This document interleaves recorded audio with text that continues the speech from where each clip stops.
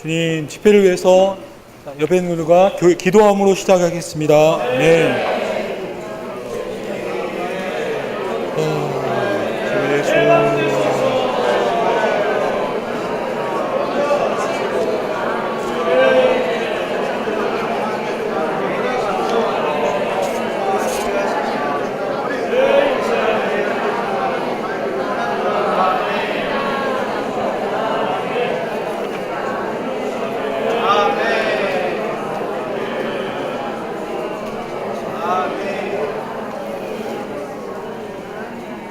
아멘. 주 예수님, 우리가 추구하는 성경의 중점 진리 2권의 마지막 챕터에 왔습니다. 오늘 마지막 장의 제목은 하나님의 뜻을 행함입니다. 최근에 추구한 이 4가지 항목은 서로 연결되어 있다고 했습니다. 첫 번째는 헌신을 추구했었고요, 저희가. 그리고 죄를 처리함. 그리고 지난주에 추구한 주님의 인도를 받음. 그리고 오늘 추구하는 하나님의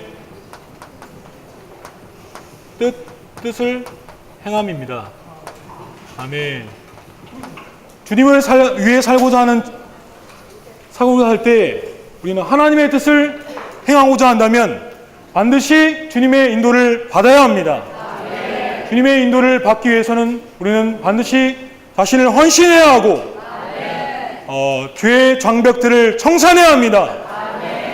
네, 이 첫 번째 헌신과 두 번째 죄의 처리는 상호 인과관계가 있다고 했습니다. 이것은 첫 번째가 될 수도 있고 서로 두 번째가 될 수도 바뀔 수 있다고 했습니다.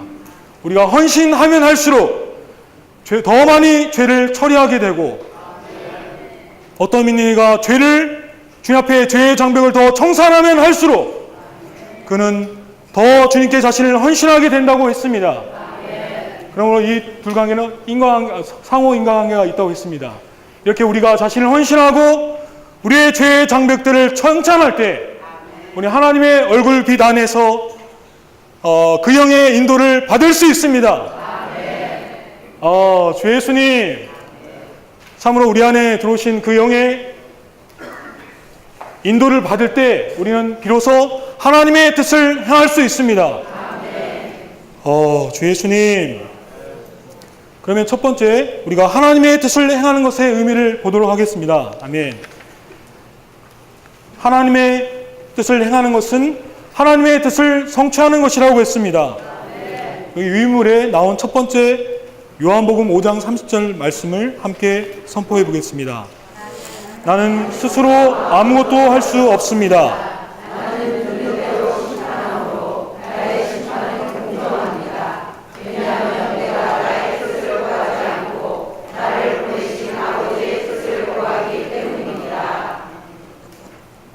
아멘. 인류 역사 가운데 오직 나사렛 예수만이 하나님의 뜻을 구하였다고 했습니다. 그러므로 그러한 분이 우리 안에 계십니다. 많은 때 우리는 우리 자신의 관점, 우리의 생각, 우리의 의견을 쉽게 이것은 하나님의 뜻이라고 주장할 수 있다고 했습니다. 그러나 그것은 많은 때 사실을 신뢰할 만한 것인가 질문해 볼 필요가 있다고 했습니다. 왜냐하면 그가 헌신한 적이 없다면 그것은 신뢰할 수 없는 것입니다. 만약 그가 자신을 헌신한 사람이 아니라면 사실은 자기의 뜻대로 사는 사람이기 때문입니다. 주 예수님, 우린 쉽게 이것이 어떤 일을 하거나 어떤 일을 결정할 때나 사업을 하거나 심지어 어떤 결혼을 할 때에도 이것이 주님의 뜻입니다라고 쉽게 말하는 것은 아주 엄중한 문제라고 했습니다. 주 예수님, 그러므로 우리 먼저 우리 자신이 헌신된 사람이고 우리의 주님과의 죄의 장벽들이 청산되었는지를 먼저 살펴야 합니다. 주 예수님. 아멘. 두 번째 말씀 히브리서 10장 7절의 말씀을 함께 읽겠습니다. 그래서 내가 오 하나님 보십시오.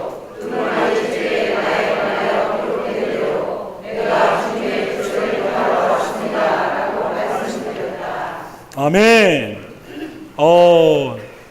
두루마리 책에 나에 관하여 기록된 대로 내가 주님의 뜻을 행하러 왔습니다. 여기 기록된 대로라고가 중요한 것입니다.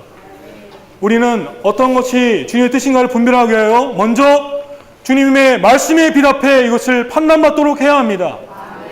우리는 성경 말씀에 어떻게 말씀하고 있는지, 주님이 어떻게 계시해 놨는지 우리는 살펴볼 필요가 있습니다. 그 전에 보면서 어떤 회개하는 이 있었는데, 어떤 형제가 이제 결혼에 대해서 예를 들어 묻는다고 하면 쉽게 우리는 그래도 나름 결혼 14년 차라고 결혼은 이런 거야. 내가 결혼할 때는 이렇게 했었어. 이런 체험을 말하기를 사실 좋아합니다. 그러나 우리는 먼저 제가 최근에 어떤 형제 이렇게 처음으로 주님 앞에 이렇게 소개시켜 중매해서 결혼한 형제가 있거든요. 그 형제가 이제 그럼 질문했을 때 그때는 뭔가 주님의 인도가 있었는지, 형제 그건 그리스도 50 필수 과정에 너무 자세하게 나와 있다. 같이 추구해보자. 그래서 사실 결혼부터 시작해서 순서는 좀 왔다 갔다 했지만 50 필수 과정을 다 함께 추구한 적이 있습니다. 그럴 때 그 형제 아주 정상적인 그리스도 안의 생활을 하고 있습니다. 많은 때 우리의 구변보다도 정말 하나님이 우리가 성경 안에서 어떻게 말씀했는지 우리는 볼 필요가 있습니다. 주 예수님. 그리고 여기에 나왔지만 저 한 대목이 정말 마음에 부딪혔는데요. 우리가 하나님의 뜻을 행하기 원한다면 우리는 반드시 성경을 알아야 하고 많은 시간을 들여 주의 깊게 읽어야 한다. 이 말씀을 발표하라고 듣고 나서 얼마나 이 긍정적인 스트레스가 많은지, 월드컵도 눈에 안 들어오고, 저는 한국 축구할 때도 그거 중요한 게 아니고 지금 이게 말씀 볼 시간이 없어가지고 이걸 붙들고 있었습니다. 그런데 그렇게 하다 보니까 처음에는 이게 읽었을 때는 이제 키워드나 중심 문장들 이렇게 긋게 되잖아요. 그러니까 이제 그래도 한 번 읽고 나와서 어떻게 발표를 합니까? 그러니까 최소한 정독을 한 5번 해야겠다 그랬고 하다 보니까 처음에는 줄이 조금 거였다가 나중에는 한 문장 한 문장이 다 귀한 거예요. 이렇게 책을 보면 줄이 다 거져 있어요, 이제 결국은. 그러니까 얼마나 우리가 사역의 말씀을 대하든지 성경 말씀을 대할 때도 그냥 수박 겉핥기처럼 하는 게 아니라 많은 시간을 들여서 정말 주의 깊게 읽어야 한다는 생각이 들었습니다. 어떤 선생님이 그런 말씀을 할 때 참 부끄러웠습니다. 어떤 선생님이 이제 제가 권위와 순복의 책을 이번에 8번째 정독할 때 주님이 이번에는 이러한 방면에서 말씀하셨습니다 라고 할 때 정말 부끄러웠습니다. 저는 책에 꽂아둔 책을 그냥 한번 쓱 보고 다 봤어. 뗀 것처럼 하지만 우리는 사실 성경 말씀이든 사역의 말씀이든 우리는 안다고 말할 수 없고, 우리는 이것이 내가 다 함부로 이것을 평가할 수 없습니다. 작년에 본 책을 오늘 꺼내서 또 보십시오. 또 새로운 빛비춤이 있고 내가 긋지 않은 줄에 또 줄을 긋게 되고 이런 말씀이 있었구나. 우리 생각하게 될 것입니다. 그래서 우리 항상 하나님의 뜻을 분별할 때 먼저 성경의 말씀 앞에 가서 이것을 빛비춤 받고 판단받아야 하는 것입니다. 아멘. 세 번째 말씀 함께 선포하겠습니다.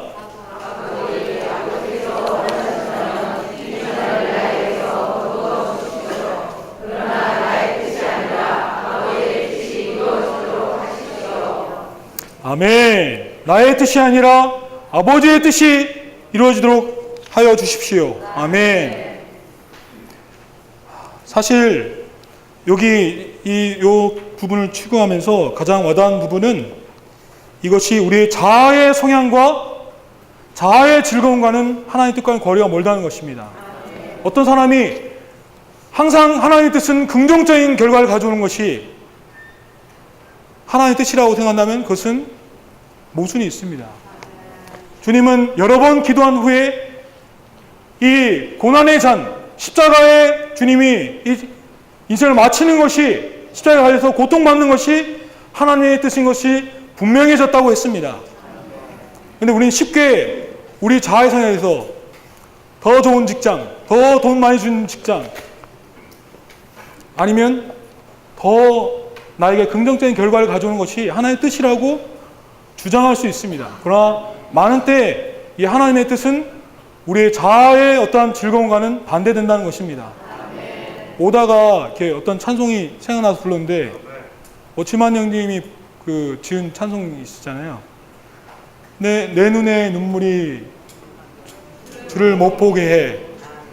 주 말씀 전보다 더 못 믿으니 주의 뜻 전보다 더 달콤하도록 날 주려 주 증가하소서. 이거를 이렇게 후렴을 부르면서 맞다.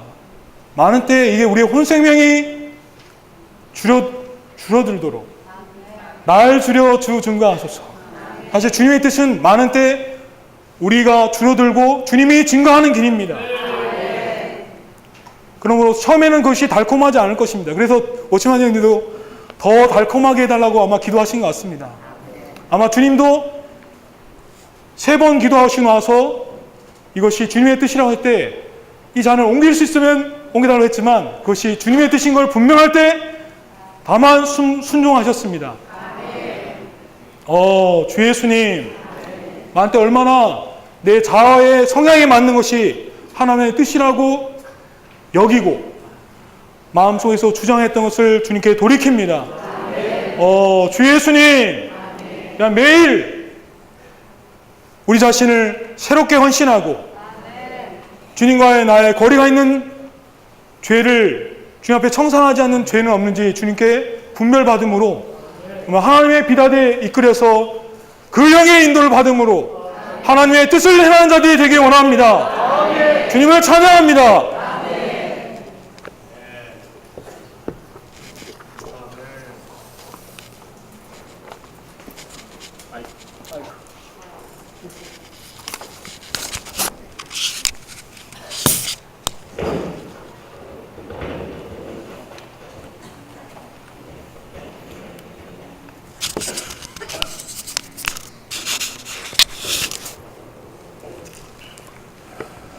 예수님, 보통 참회집회 이런 내용을 준비할 때 3번 정도 있습니다.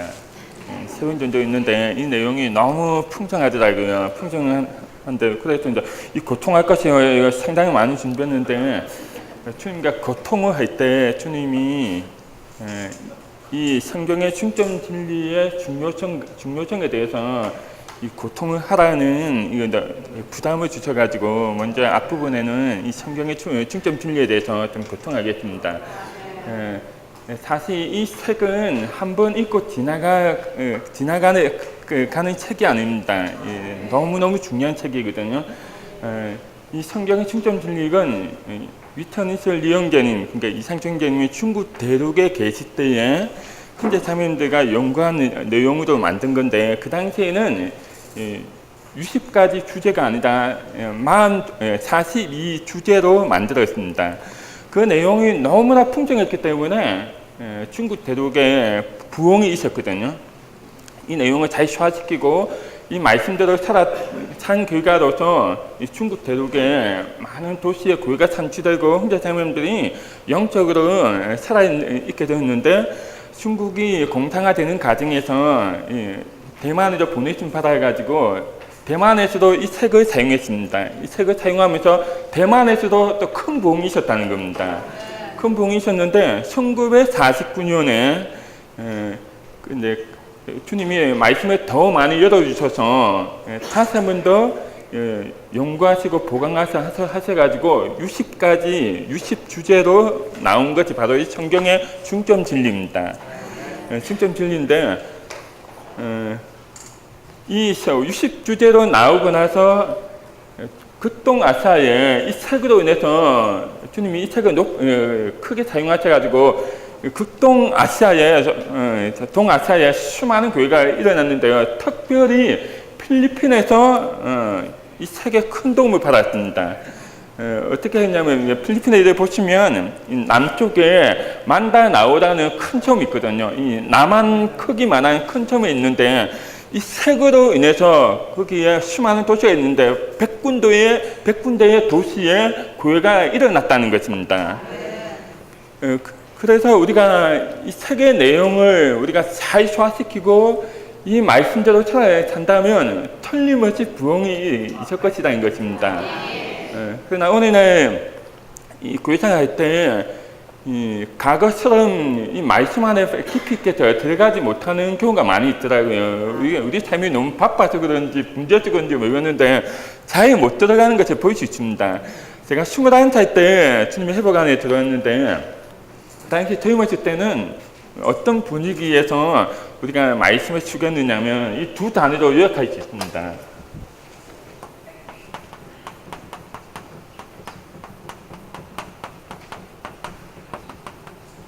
조성과 실행이죠. 이 두 가지에 의해서 우리가 주님의 말씀을 추구하고 생활했었거든요. 그런데 우리가 이거 모이게 되면 항상 우리를 인도하시는 형제님이 항상 세 가지를 우리에게 질문하셨어요. 이 세 가지 질문하셨는데 그 중에 하나가 이 내용의 중점을 안 보고 말할 수 있는가? 이 내용의 중점을 안 보고 말할 수 있는가? 그 다음 두 번째는요, 질문을 받으면 정확하게 답변할 수 있는가? 그 다음 세 번째는 이 말씀을 생활에서 그대로 실행하고 있는가? 끊임없이 우리 젊은 우리 현재 자매들에게 이 세 가지 질문을 끊임없이 했습니다. 그대로 알고 있는지. 우리가 지금 하나님의 뜻과 행함을 다루고 있는데, 그러면 우리가 이 내용의 중점을 안 보고 말할 수 있습니까? 그리고 이 하나님 뜻의 행함이 무엇인지 질문받으면 우리가 정확하게 답변할 수 있습니까? 그리고 이 말씀대로 우리가 그대로 실행하고 있습니까? 이 세 가지에 의해서 우리는 이게 바로 교종의 문제다는 거죠. 그래서 우리는 이 질문에 답변하기 위해서 반복해서 읽었습니다. 한 번 보고 끝나는 것이 아니라 반복해서 읽었고 어느 정도까지 우리가 서로 이제 격려하면서 이 말씀 안에 들어가기 위해서 힘썼느냐면요. 예를 들자면 그 주에 구속이라는 내용을 다뤘다. 그러면 어떤 형제 말고 전화를 해요. 전화하다가 통화 끝에 그 형제님이 구속이란 무엇입니까? 질문하더라고요. 그러니까 답변을 할 수밖에 없어요. 그리고 또 집회에 모여가지고 할 때는 보면 우리 인사가 뭔지 압니까? 형제님 우리 구속받았습니다. 형제님 구속받은 것을 알고 계십니까? 이게 우리의 인사였습니다. 이런 식으로 우리가 고시를 했기 때문에 그 말씀 안에 들어갈 수밖에 없었고 이 말씀을 그대로 실행하는 것을 우리가 주의했다는 것입니다. 그 결과로 정말 부흥이 있었다는 겁니다. 중국 대륙뿐만 아니라 이 극동에서도 그렇고 왜 이 책을 다뤘을 때에 부흥이 있었습니까? 이런 방식으로 조성과 실행을 했기 때문에 주님이 축복하셔서 그게 큰 부흥이 있었다는 것입니다. 마찬가지로 우리도 이 말씀할 때 그냥 읽고 넘어가 버리면 아무 의미가 없어요. 우리가 서로 또 질문하셔야 됩니다. 하나님 뜻을 행하기 원합니다. 이게 우리의 인사가 돼야 되거든요.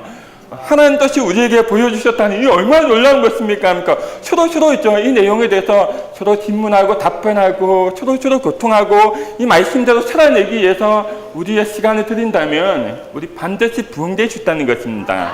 이런 방식으로 우리가 이 내용을 정말 다룰 수 있기 원합니다.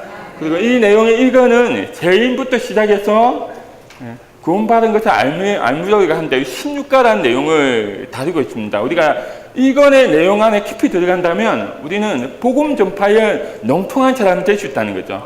복음에 관한 모든 내용이 이건 안에 다 있습니다.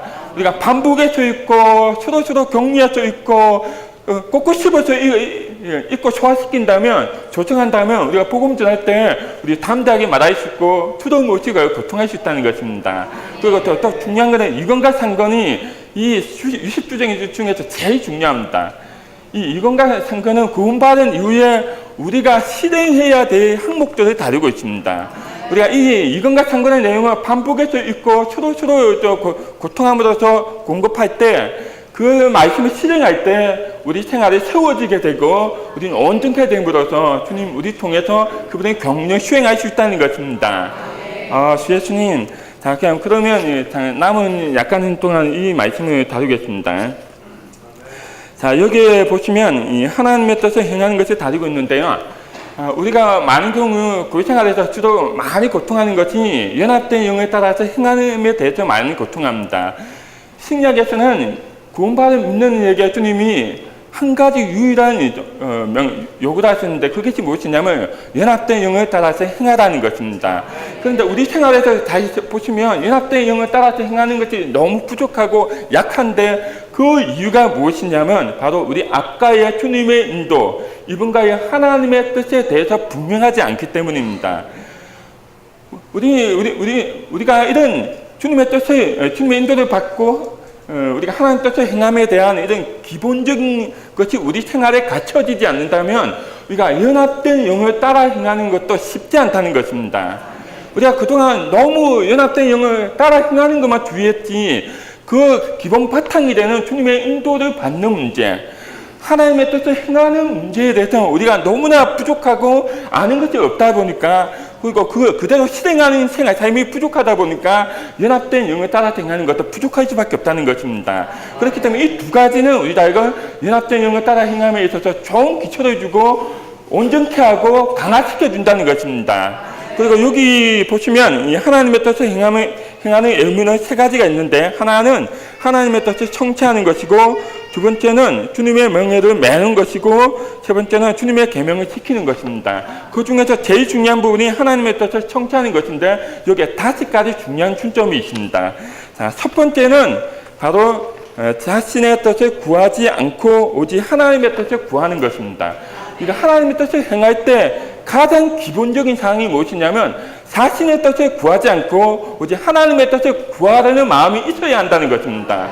이것이 바로 기본적인 것이라는 거죠. 우리가 자신의 뜻을 구하고 하나님의 뜻을 구하지 않는데 어떻게 우리가 하나님의 뜻을 행할 수 있겠습니까? 이것이 가장 중요한 기본이고요. 그 다음에 두 번째 문제는 두루마리 책에 기록된 대로, 성경에서 말씀하신 대로 우리가 행할 때에, 또 성경을 통해서 우리가 하나님 뜻을 찾을 때에 우리가 하나님 뜻을 행할 수 있다는 것이고, 세 번째는 3번 기도하는 원칙입니다. 이 3번 기도하는 원칙인데, 주님이 겟세마네 동산에서 3번 기도하셨는데 그분이 3번 기도하셨던 것이 무슨 뜻이냐면 하나님의 뜻이 분명하게 알 때까지 기도하셨다는 것입니다. 우리도 3번 기도하는 원칙 안에서 하나님 뜻이 분명할 때, 행할 때 우리는 그것을 하나님 뜻을 행하고 있다고 말할 수 있는 것입니다. 그 다음에 네 번째는 하나님께서 주신 잔을 마시는 것입니다. 주님이 우리에게 채워주신 것을 받아들일 때 우리는 하나님 뜻을 행할 수 있습니다. 마지막으로 우리가 생각을 하나님 일에 둘 때, 그러니까 우리가 십자가를 지고 주님을 따를 때 우리는 하나님 뜻을 행할 수 있다는 것입니다. 우리 손이 손가락이지 않습니까? 우리가 이 5손가락으로 물건을 꽉 잡을 수 있는 것처럼 우리가 하나님 뜻을 행하기 위해서는 이 5가지 항목을 우리는 반복해서 읽고 서로 질문하고 답변하고 서로 이 말씀 안에 깊이 들어가러 갈 때 우리는 하나님 뜻을 행하는 사람이 될 수 있다는 것입니다. 주님 우리 축복하시기 원합니다.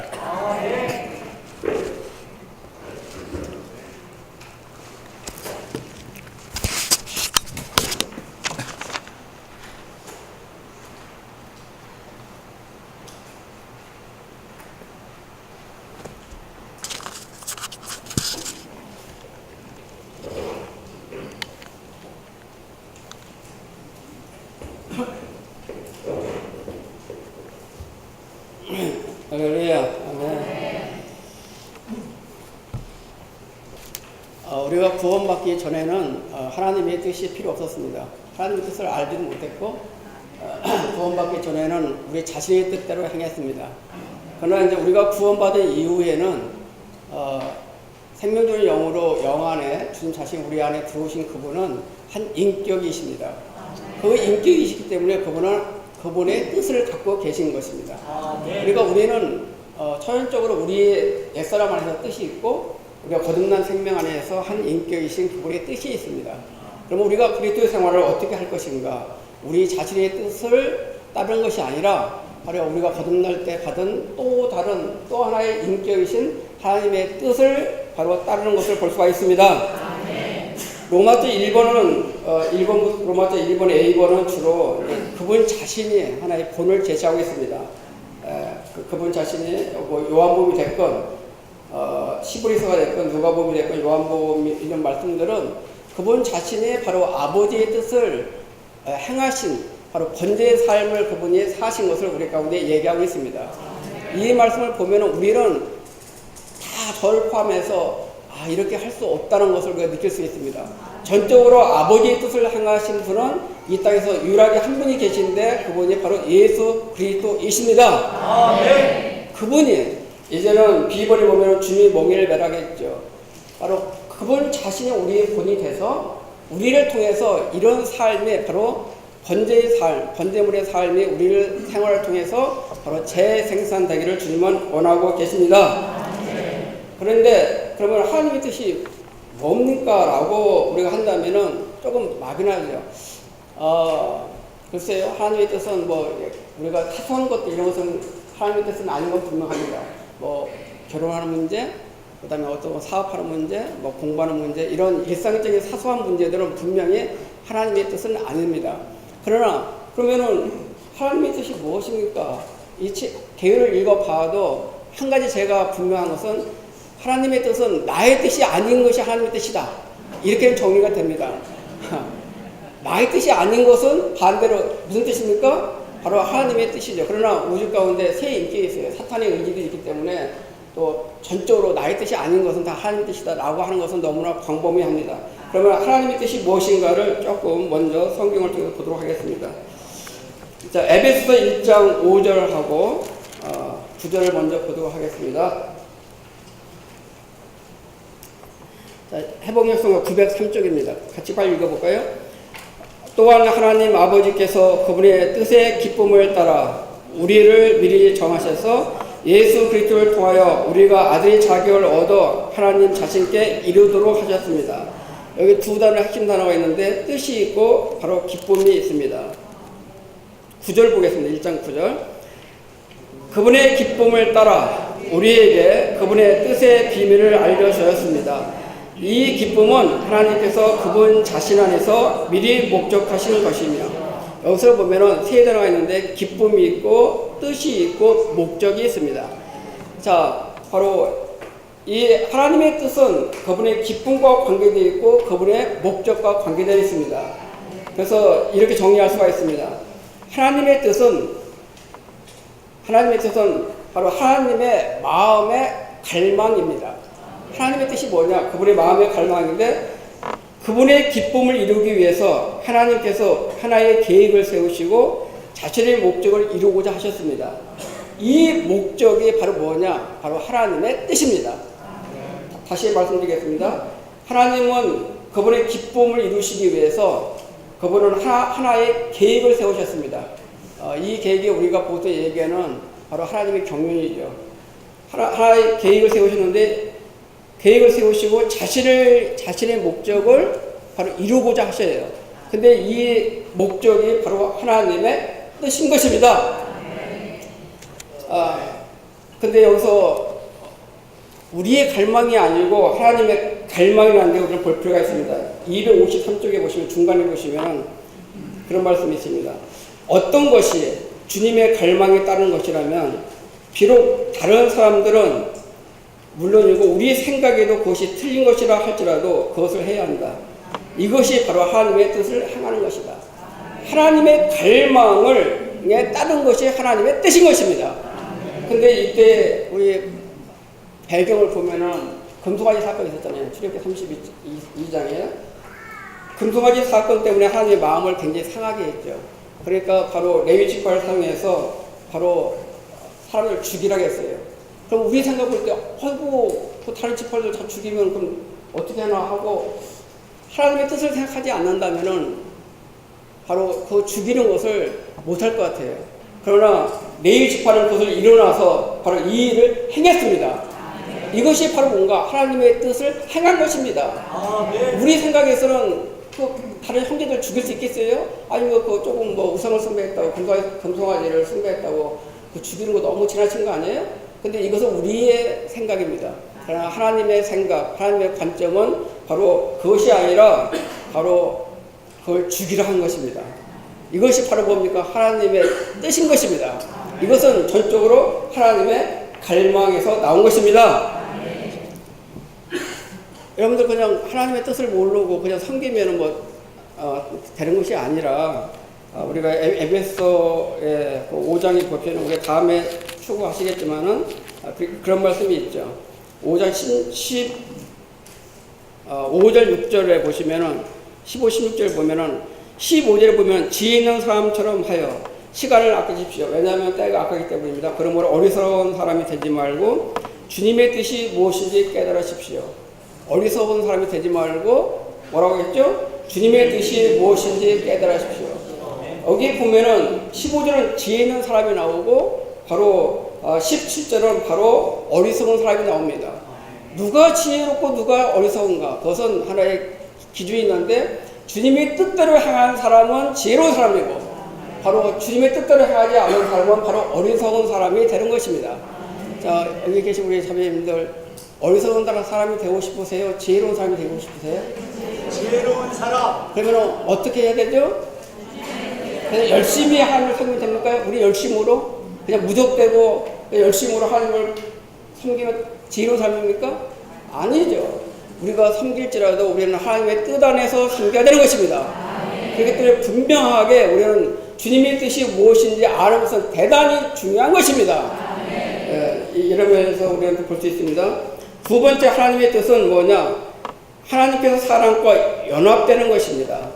하나님과 사람의 연합이 바로 결국은 오늘날은 바로 교회고 또 그리스도의 몸이고 그리고 새 예루살렘으로 완결될 것입니다.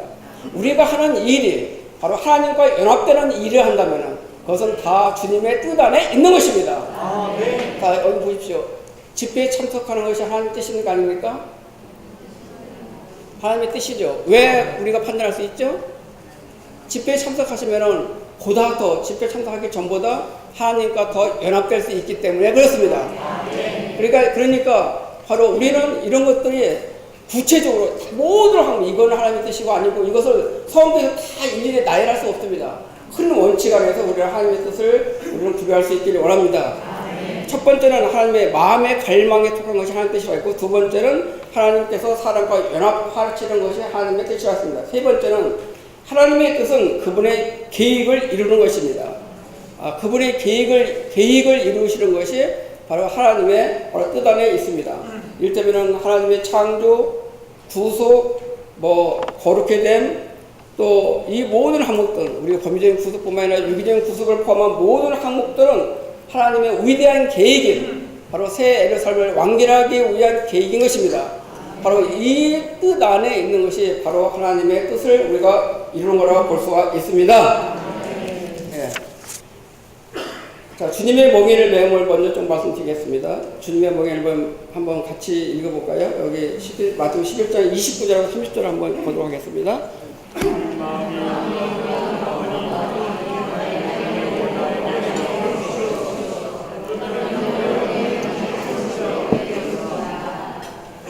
자, 여기 보시면 30절에 보시면 왜냐하면 나의 멍에는 편하고 나의 짐은 가볍기 때문입니다.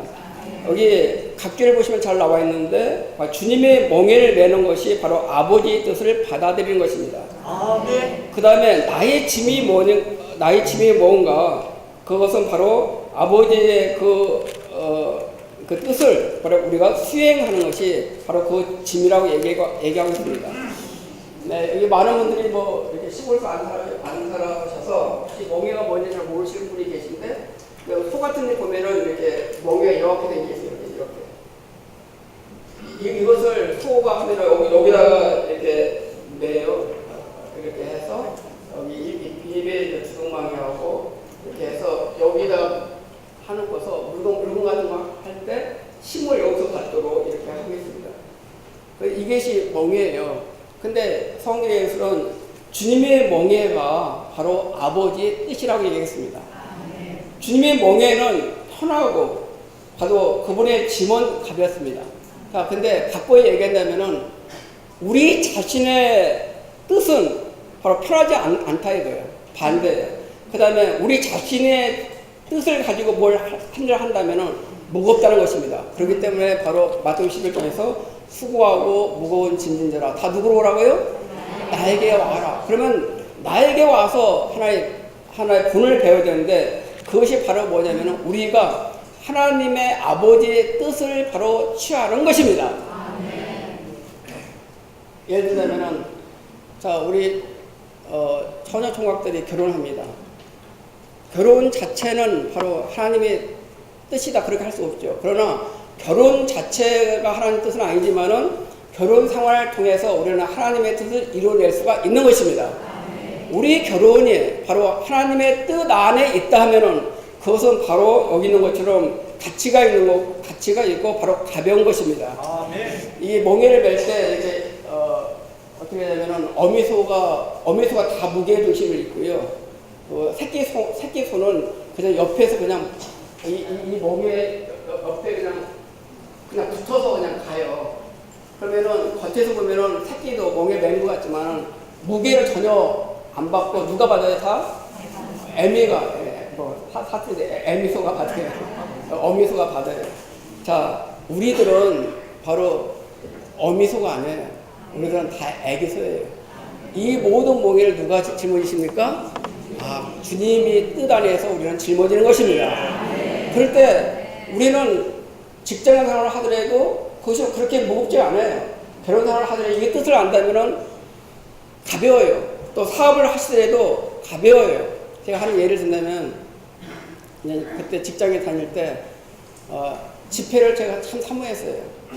저녁 집회 참석하는데 상황을 보니까 너무 오늘 야근해야 될 것 같아. 막 바빠가지고. 근데 이 상황 안에서는 집회에 참석할 수 없어. 그래서 미리 포기하는 게 아닙니다. 속으로 계속 기도를 하는 거예요. 주님, 저는 오늘 수요 집회인데 집회를 저는 가기를 원합니다. 그런 상황이 지금 이렇습니다. 주님, 이 일을 해결해 주십시오. 환경을 열어 주십시오. 라고 하는데 나중에 보니까 생각지도 못한 일이 벌어져요. 이제 제가 그때 대리 때일 때인데 거기 이제 그 부장님이 임대리 퇴근은 좀 맞춰서 저쪽에 경제기획원에 서류 좀 갖다 주면 어떨까. 그래서 점심 먹고 바로 가지. 그리고 거기서 퇴근하지. 이거 어떠한 그때 그 이후로 근무하는 것이 막 날라다니면서 근무하는 것 같아요. 일하는 것이 같지가 않아요. 왜? 마음이 어디 있으니까요? 주님의 뜻 안에 있으니까. 그 집회에 있으니까 그 오후 시간에 피곤하지가 않더라고요. 그게. 근데 이 주님의 뜻 안에 있지 않고 또 오늘 또 뭐 이렇게 일을 몇 시간 해야 되네. 또 하네. 이렇게 한다면은 원망과 불평한다면은 그 일 자체가 너무나 힘듭니다. 혹시 우리 자매님들 집에서 집안일 하실 때 허구한 날 이거 또 치고 또 파하고 또 들어왔으면 또 하고 이렇게 한다면 너무나 이건 참 무료한 것입니다. 그러나 그 모든 활동에 우리는 주님의 멍에를 메고 바로 이 일을 수행할 수 있기를 원합니다. 그 다음에 여기 좀 중요한 게 있습니다. 누가복음 22장 42절하고 바로 요한복음 18장 11절은 서로 연결되어 있습니다. 같이 읽어보겠습니다. 아버지께서 원하시면 이 잔을 나에게 거두어 주십시오. 그러나 나의 뜻이 아니라 아버지의 뜻이 이루어지도록 하려는 것입니다. 그 다음에 18장 11절 예수께서 베드로에게 말씀하셨다. 그 칼을 칼집에 꽂으십시오. 이 잔을. 자, 여기에 설명이 여기 이렇게 지나가신다 모르겠는데 251조 밑에서 세 줄만 읽도록 하겠습니다. 밑에 세 번째 주님은 251조 밑에 세 줄 주님은 자신의 죽음을 포함하는 하나님의 뜻을 분명히 알게 되셨을 때 아버지께서 자신에게 주신 잔을 기꺼이 마시셨다. 자, 이 얘기를 보면은 누가복음 22장이라든가 마태복음 26장에 보시면 같은 내용이 나오는데 여기 보면은 잔이 있고 하나님 뜻이 있어요.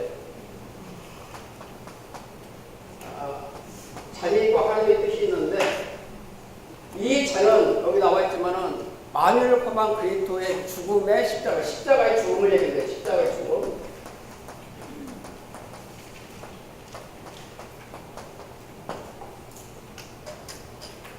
여기 누가복음 22장 앞부분에서는 아버지께서 원하시면 이 얘기가 다른 뜻으로 한다면 만일 아버지의 뜻이라면 그 뜻입니다. 원한다 그 뜻이.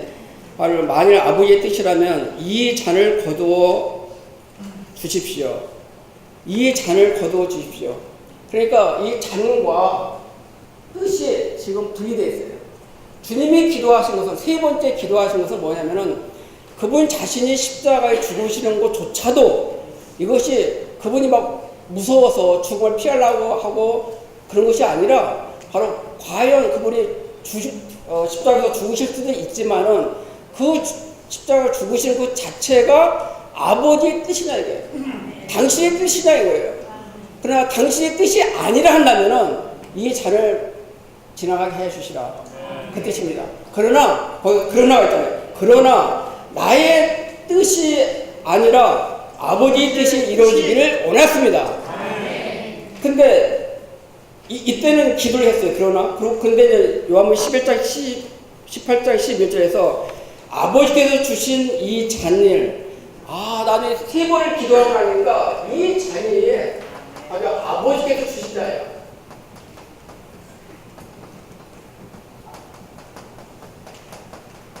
그러니까 아버지께서 주신 자니까 이렇게 했을 때 세 번 기도했을 때 이 뜻과 아주 아버지가 주신 자를 일치했습니다. 그렇기 때문에 바로 그분은 기꺼이 십자가에서 죽음을 선택하신 것입니다. 그러니까 우리는 여기서 보시면은 뜻이 나오고 잔이 나옵니다. 잔은 십자가의 죽음이라 할지라도 주님을 위한 일이라 할지라도 바로 주님에 관계된 일이라 할지라도 바로 그것은 일시적인 것입니다. 그것은 바로 영원하지 않은 거예요. 그러나 영원한 것은 바로 잔이 영원한 것이 아니라 아버지의 뜻이 바로 영원한 것입니다. 우리는 잔을 꼭 붙잡을 수가 없습니다. 우리가 붙잡을 것은 잔이 아니라 바로 아버지의 뜻을 붙잡아야 되는 것입니다. 우리가 교회 안에서 무슨 봉사를 하시든 이것이 바로 아버지의 뜻이라 주님의 뜻이라면 이걸 꼭 붙잡아야 됩니다. 그러나 그것이 아버지의 뜻이 아니란다면 우리는 다 내려올 줄 아셔야 되는 것입니다. 할렐루야. 이런 면에서 우리는 바로 도움을 받을 수 있기를 원합니다. 그 다음에 2번에 보시면 아까 형제들이 교통하신 대로 바로 성경이 있죠. 우리가 주님의 뜻을 어떻게 하나님의 뜻을 알 수 있는가? 그것이 세 가지가 있습니다. 첫 번째는 아까 말씀드린 대로 바로 성경의 가르침입니다. 두 번째는 우리가 지난 시간에 얘기했던 바로 성령의 인도입니다. 첫 번째는 성경의 가르침을 통해서 우리가 주님의 뜻을 알 수가 있습니다. 두 번째는 성령의 인도를 통해서 우리는 바로 주님의 뜻을 알 수가 있죠. 내적인 재촉이 있고 내적인 제재가 있었습니다. 바로 내적인 재촉은 우리가 사도행전 8장 29절에서 성령이 빌립보를 이르되 이 병고로 가까이 가라 했죠. 그게 성령이 인도했습니다. 그 다음에 내적인 제재는 우리가 사도행전 16장에서 성령이 바울로 하여금 바로 못 가게 했습니다. 이쪽으로 못 가고 저쪽으로 못 가고 해서 앞에 있는 마게도냐 지방으로 직진할 수 있도록 우리가 인도한 걸 볼 수가 있습니다. 세 번째가 뭐냐면 바로 환경의 안배입니다. 환경의 안배를 통해서 바로 하나님의 때가 정해지는 것입니다. 제가 시간이 제한돼 있어서 자세히는 제가 간증 못하겠지만은 이것만 하나 말씀드릴게요. 우리가 사무엘관이 있었잖아요. 사무엘관을 구입하게 됐는데 우리 형제 김영재님이 기도할 때마다 저걸 구입하기를 참 원하셨어요. 그래서 몇 번 우리가 교통을 했어요. 근데 그걸 하려고 하더라도 계약금 치려도 예를 들면 만일에 10%만 하더라도 20억이란다면 2억이 있어야 돼요. 근데 돈이 하나도 없어요. 근데 형님은 구입하고 싶어 하시는 거예요. 근데 때가 그때는 아니에요. 근데 그때 우리가 은혜교회에서 이렇게 들어오셔서 우리한테 헌금을 하셨어요. 그 헌금한 금액이 계약금 치른 금액이었습니다. 이 어떤 환경이 안 됩니까? 물론 사무엘관을 구입하는 것이 하나님의 뜻일 수 있습니다. 그렇죠? 거기서 얼마나 많은 유익을 우리가 갖고 있습니까? 그러나 그 뜻이 있을지라도 바로 그 때는 바로 환경의 안배를 통해서 주어지는 것입니다. 우리 형제님 그렇지 않아요? 어떻게 그 돈이 대출받은 것도 아니에요. 거기서 그 돈을 그대로 계약금 치러서 우리가 공매를 통해서 공매하고서 나중에 우리가 대출받아서 했죠. 이 모든 것이 바로 환경의 안배가 있습니다. 감사합니다. 우리가 모든 일도 바로 시간에 있습니다. 그래서 이런 우리 교회생활 안에서 이러한 말씀으로 우리가 온전함을 있기를 원합니다. 888장 888장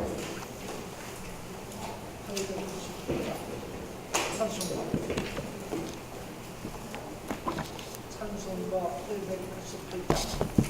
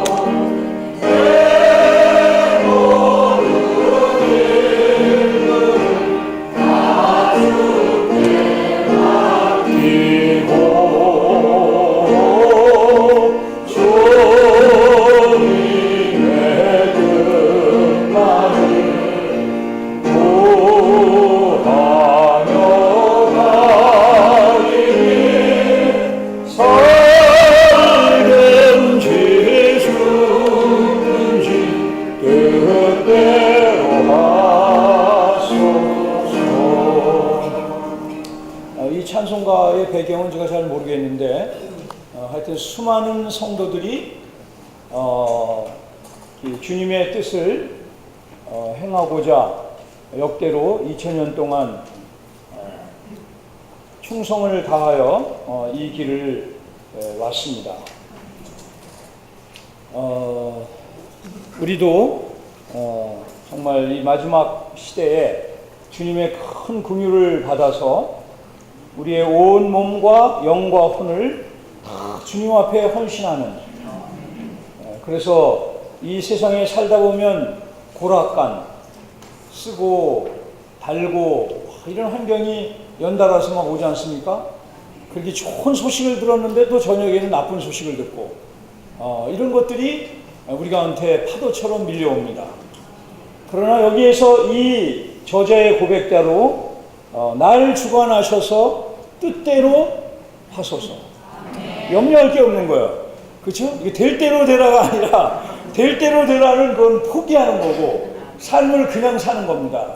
거기서는 분명한 우리의 의지가 있지만 고난과 환난과 때로는 기쁨이 오지만 거기에 흔들리지 않고 주님의 뜻을 알고 행하고자 하는 마음이 분명한 사람들의 고백입니다. 큰 근심이 있을 수 있어요. 그러나 너무 낙심하면 안 된다는 거예요. 근심을 안 하는 사람이 어디 있겠습니까? 다 근심이 있습니다.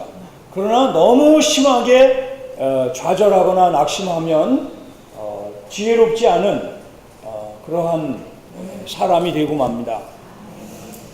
주님도 때로는 울기도 하셨네. 주님이 우셨지 않습니까?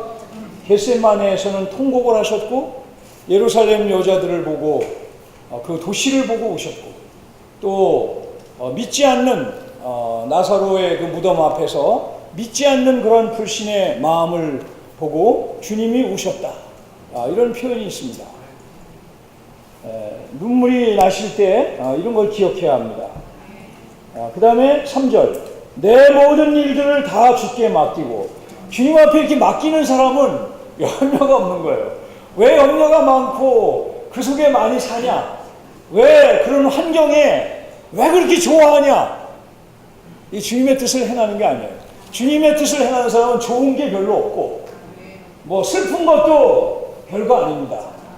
왜냐하면 우리에게는 우리 존재는 적지만 웅지가 있습니다.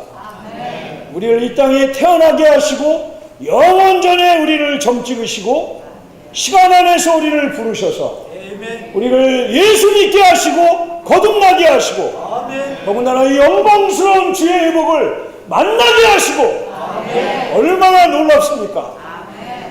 이런 사람들이 주님의 뜻을 행하지 않는다면 얼마나 어리석은 것인지 술 취한 사람과 같다는 것입니다. 우리 앞에서 하신 형제님들의 말씀대로 주님의 뜻이 무엇입니까? 그것은 바로 그분의 갈망이고 그분의 마음에 기뻐하는 것이고 그분은 이 뜻만 생각하면 거기에 목표가 있고 그 뜻이 이루어진 걸 생각하시면 기쁨이 있는 거예요. 그게 뭡니까? 그분이 예정한 우리 한 사람 한 사람이 다 마다들의 형상을 이루는 것입니다. 우리의 생각, 감정, 의지 속에 그리스도와 같은 그 생각, 그러한 감정, 그러한 의지가 자리를 잡을 때 그분이 집을 짓는 것입니다. 이것이 바로 그분의 뜻입니다. 하나님이 볼 때는 돈이 많은 게 아주 큰 것 같죠? 그렇지 않습니다.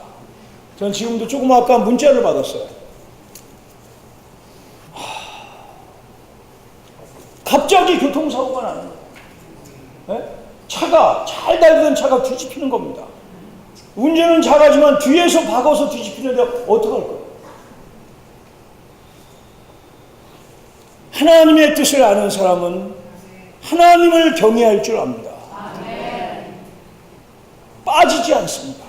돈 버는데 빠지지 않고 결혼에 빠지지 않고 집에 빠지지 않고 사람들이 나를 취급한 그 대우에 빠지지 않고 오직 우리 존재 안에 사랑하는 그분의 인격이 더 적실지도록 더 열어드리고 맡겨드리고 이것이 옳은 것입니다.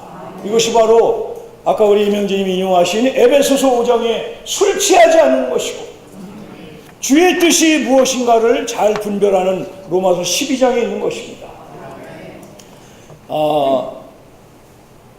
우리가 잘 알듯이 크게 나눠서 구약은 하나님의 마음의 구약은 그 가나안 땅, 그 땅의 한 무리의 백성들 이스라엘을 그분은 마음에 두셨어요. 하나님의 마음은 이스라엘, 예루살렘, 그 성전 여기에 있었습니다. 예루살렘. 신약에는 하나님이 친히 성신되어 이 땅에 내려오셨어요. 그렇죠? 하나님이, 말씀이신 하나님이 육신 되신 분이 누굽니까? 우리가 사랑하는 주 예수 그리스도이십니다. 그러므로 그분이 오실 때 신약이 시작된 거예요. 이 신약 시대에는 그분의 온 마음이 어디에 있냐면 교회에 있습니다. 그러므로 그분의 뜻은 교회입니다. 모든 서신서에서 하나님의 뜻으로 말미암아 사도된 바울은 하고 나오는 것이 바로 고린도에 있는 하나님의 교회. 바울 형제님은 그 마음속에 교회가 가득했습니다. 교회의 성숙을 위하여, 우리 믿는 이들의 자랑을 위하여 그분 하나님께서 주신 그리스도의 남은 고난을 내 육체에 채운다고 했습니다. 사랑하는 형제님들, 우리 모두가 이 시간에 하나님의 뜻이 교회라는 것을 안다면, 여러분, 우리 자식은 하나님의 뜻이 아니에요. 우리 자식은 바로 이 교회를 위한 것이 되어야 합니다. 우리의 사업은 하나님의 뜻이 아닙니다. 잘 될 때도 있고 안 될 때도 있고, 하나님의 뜻을 아는 사람은 멋있는 겁니다. 제가 기억나는 한 예화가 있어요. 어떤 영국에서 사업을 크게 하는 어떤 형제가 있었는데, 어마어마한 물건을, 자기의 물건을 싣고 들어오는 배가 좌초가 된 거예요. 완전 그냥 막 물속에다 들어간 겁니다. 그 전보를 받았어요. 근데 그 직전에 어떤 복음을 위해 수고하는 형제가 와서 교통 가운데에 이 형제님이 수표를 써줬어요. 상당한 거액의 수표를 복음을 위해 쓰라고 써줬습니다. 써줘서 나가기도 전에 앉아있는데 그 소식이 전해진 거예요. 그걸 들으니까 저 복음 전도자는 마음이 조마조마해서 이제 이거 도로 또 이게 수표 이렇게 막 거액을 끌어줬는데 이거 또 도로 달라는 거 아닌가 이런 마음도 들고, 또 나도 그 보태 써야 되시는데 그 사업이 망했는데 더 해야 되니까. 그런데 이 하나님을 아는 거예요. 이분이 그 수표를 도로 내놓으라. 수표를 다시 쓴 거예요. 금액을 더 큰 금액을 쓴 겁니다. 이게 뭡니까? 하나님의 뜻을 아는 사람이에요. 우리가 생각하는 크고 작은 많은 것들은 하나님의 뜻이 아닙니다. 오늘날 하나님의 뜻은 하나님의 교회입니다. 내가 이 반석 위에 그리스도의 계시 위에 내 교회를 세우리니, 교회가 건축되는 것보다 귀한 게 없습니다. 우리가 사랑하는 자녀들 언제 어떻게 될지 몰라요. 우리가 그렇게 효도를 다하는 부모님들 언제 어떻게 될지 모릅니다. 사랑하는 아내, 사랑하는 남편, 여러분 언제 어떻게 될지 몰라요. 그러나 교회는 이 땅에서 하나님을 표현하는 그분의 간증입니다. 그러므로 교회를 위하여 살고, 교회를 위하여 우리의 모든 생활의 결정 요인을 삼는 사람들, 지혜로운 사람이에요. 우리의 모든 크고 작은 결정에서 교회를 위하고 있는가, 우리는 검토해 봐야 합니다. 저 자신부터 크고 작은 모든 것에서 나는 교회를 위하여 살고 있는가. 여러분, 교회를 위해 사는 게 뭡니까? 그리스도의 몸입니다. 교회는 교회의 몸이니, 교회를 위해 사는 것은 바로 단체적인 그리스도인 그리스도의 몸을 위해 존재하는 것입니다.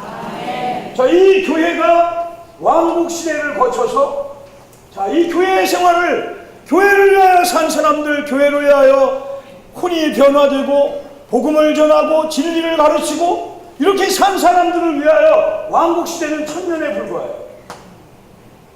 1000년 동안 그분은 보상으로 어떤 사람에게는 보상을 주고, 어떤 사람들은 1000년 동안 징계를 받아야만 반드시 영원한 새 예루살렘에 들어가서 그분과 함께 영원한 아내가 되어서 사는 겁니다. 이 왕국 시대에는 이기는 자들이 바로 신부입니다. 자, 새 예루살렘이 무엇입니까? 교회의 최종 완결입니다.